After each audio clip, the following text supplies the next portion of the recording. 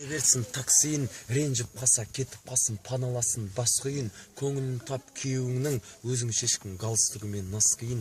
Еркек деген қырындайды қыздарға, қыз бар жерде қырындау бар, қызғанба, қызғаныштан күйіп, жанып өртенсең, іш жыртыңмен аудамалап мұзғауна. Еркек деген келіп кетер елшімес, кешігіп барсадағы бір елшімес. Еркек деген кінәлама әйелдер, еркек деген іші соты бір Мерседес.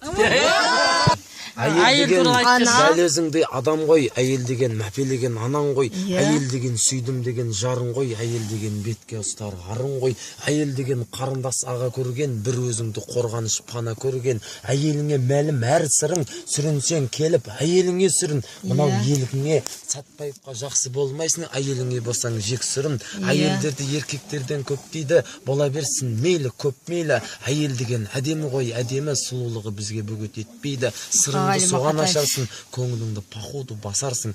Еркектің күні әйелмен, әйелдер мәңгі жасасын. Айналып кейінде әйелдерге қосып. Қазақта сөз бар.